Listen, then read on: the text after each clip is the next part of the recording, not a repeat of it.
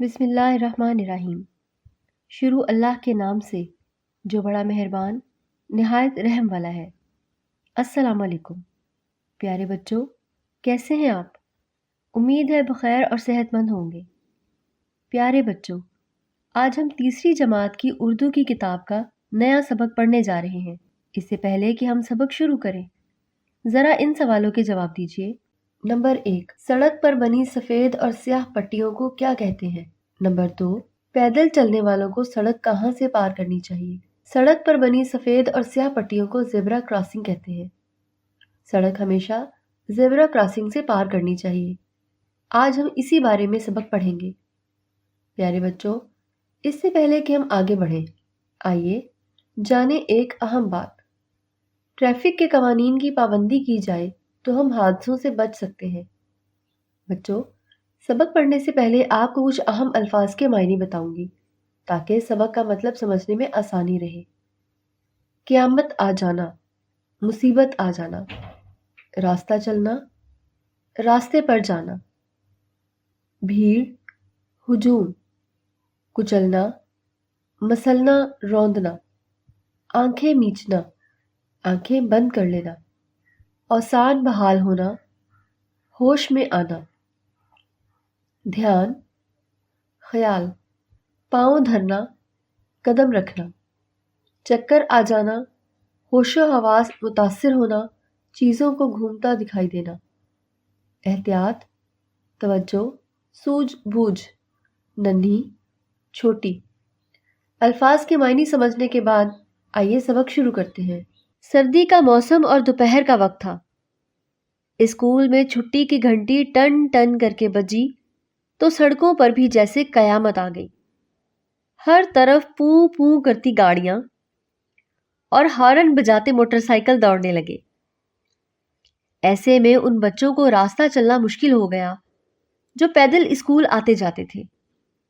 چوٹیوں میں ربن باندھے، بستہ گلے میں ڈالے منی فاطمہ پریشان تھی۔ اس نے سڑک کے دوسری جانب جانا تھا جہاں اس کے ابا جان اس کا انتظار کر رہے تھے۔ سڑک پر ابھی تک گاڑیوں کی بھیڑ تھی۔ فاطمہ نے ہمت کر کے سڑک پر پاؤں رکھا۔ وہ چند قدم ہی چلنے پائی تھی کہ ایک گاڑی اس کے اتنے قریب آ گئی کہ جیسے کچل ہی ڈالے گی۔ فاطمہ کو چکر سا آ گیا۔ مارے خوف کے اس نے آنکھیں میچ لیں۔ پیارے بچوں، یہاں پر ذرا ٹھہریے، میں آپ سے ایک سوال کرتی ہوں تاکہ پتہ چلے کہ آپ سبق توجہ سے سن رہے ہیں یا نہیں۔ سوچئے اور بتائیے، فاطمہ کو کیوں چکر سا آ گیا؟ جی ہاں، آپ کا جواب درست ہے۔ جب گاڑی فاطمہ کے قریب آ گئی تو اسے چکر سا آ گیا۔ ابھی اس کے منہ سے چیخ بھی نہ نکلنے پائی تھی کہ دو مضبوط ہاتھوں نے فاطمہ کو ایسے اٹھا لیا جیسے وہ کوئی ننھی سی گڑیا ہو، اور پھر اسے سڑک کے کنارے کھڑا کر دیا۔ فاطمہ کے اوسان بحال ہوئے تو اس نے دیکھا کہ ابا جان کھڑے تھے۔ انہوں نے پوچھا، فاطمہ بیٹی، چوٹ تو نہیں آئی؟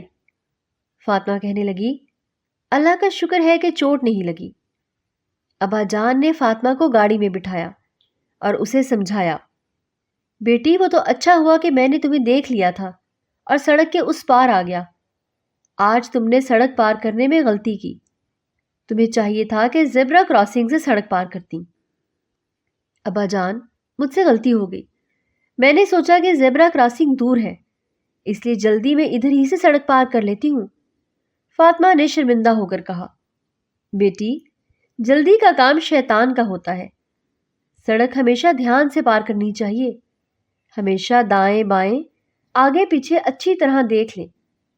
جب کوئی گاڑی، سائیکل اور موٹر سائیکل نہ ہو تب سڑک پار کریں۔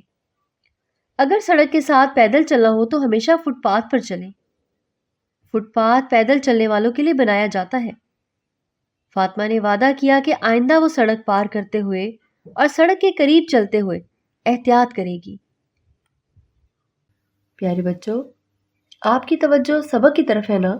اچھا تو پھر سوچئے اور بتائیے، فاطمہ نے کیا وعدہ کیا؟ فاطمہ نے وعدہ کیا کہ وہ سڑک پار کرتے ہوئے احتیاط کرے گی۔ آپ کا یہ جواب بھی درست ہے۔ ایسے ہی توجہ سے سبق پڑھتے رہا کریں۔ لیجئے بچوں، ہم نے سبق پڑھ لیا ہے۔ سبق کے مطابق یاد رکھنے کی باتیں یہ ہیں۔ یاد رکھنے کی باتیں: سڑک ہمیشہ احتیاط سے پار کرنی چاہیے۔ احتیاط کرنے سے ہم حادثوں سے بچ سکتے ہیں۔ پیارے بچوں، ہم نے سبق پڑھا، اب ہم مشق کریں گے، لیکن اس سے پہلے آپ نے کچھ کام کرنے ہیں۔ کچھ بچے باری باری بآواز بلند سبق پڑھیں گے اور ایسے پڑھیں گے جیسے میں نے پڑھا ہے، یعنی درست لب و لہجے، تلفظ، تاکید اور ٹھہراؤ کے ساتھ۔ جب چند بچے پڑھ لیں گے تو سب بچوں نے خاموشی سے سبق کا مطالعہ کرنا ہے اور سبق سمجھنا ہے۔ جہاں مشکل پیش آئے گی تو استاد صاحب آپ کی مشکل حل کر دیں گے۔ اس کے بعد ہم مشق کریں گے۔